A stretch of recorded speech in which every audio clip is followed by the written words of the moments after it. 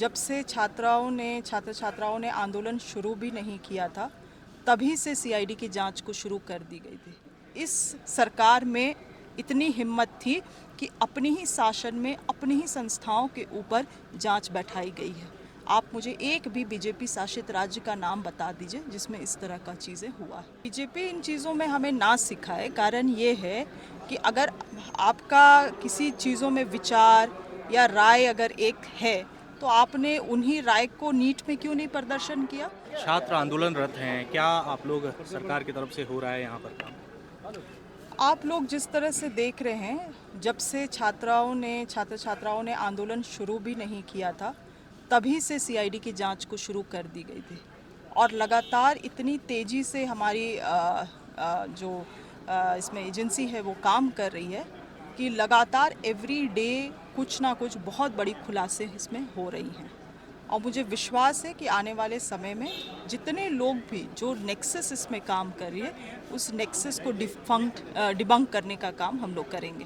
BJP सीधे तौर पर मुख्यमंत्री का इस्तीफा मांग रही है, कह रही है कि सही से पूरा काम और संतुलन बिगड़ गया है पूरे राज्य का। नहीं, बीजेपी इन चीज़ों में हमें ना सिखाए। कारण ये है कि अगर आपका किसी चीज़ों में विचार या राय अगर एक है तो आपने उन्हीं राय को नीट में क्यों नहीं प्रदर्शन किया? उस समय आप स्टूडेंट्स के साथ नहीं थे।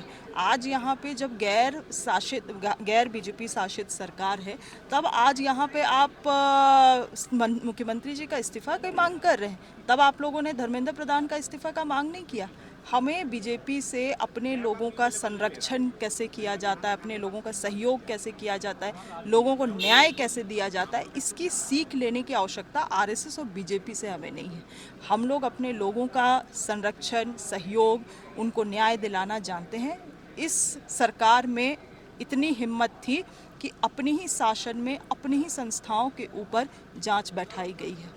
आप मुझे एक भी बीजेपी शासित राज्य का नाम बता दीजिए जिसमें इस तरह का चीज़ें हुआ है। छात्र कह रहे हैं कि हम बंद कमरे में बातचीत नहीं करेंगे, अगर किसी को आना है तो वो जहां हमारा आंदोलन हो रहा है वहां पर आकर बातचीत करे। इस पर सरकार क्या कर रही है? देखिए, बंद कमरे और खुले कमरे की बात नहीं है, बात है संवाद होना चाहिए और ये संवाद पूरे गंभीरता से होना चाहिए।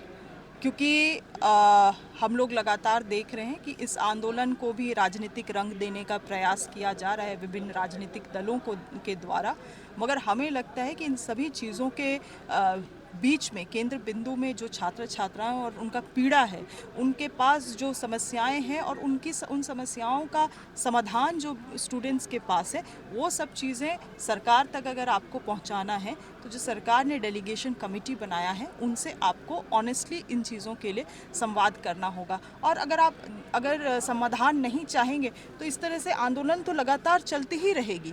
मगर अगर उसको अंत करना है, उन चीज़ों के लिए अगर सल्यूशन हम लोगों को तैयार करना है तो डायलॉग इज मस्ट। इस वक्त राज्य की कृषि मंत्री हमारे साथ थी। उन्होंने सीधे तौर पर कहा है कि छात्रों का जो आंदोलन इस वक्त चल रहा है उस पर सरकार पूरी तरह से गंभीर है और साफ तौर पर अगर उनको बात करना है तो हम भी उनके लिए तैयार हैं। लेकिन जो बीजेपी की तरफ से आरोप लगाए गए हैं उस पर उन्होंने कहा है कि बीजेपी जो है इस वक्त छात्रों को भड़काने का काम बिल्कुल भी ना करें।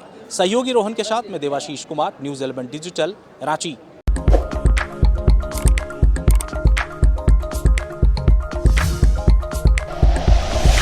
Like and share videos, subscribe करें हमारा चैनल और प्रेस करें बेल आइकॉन। न्यूज़ 11 भारत, सच है तो दिखेगा।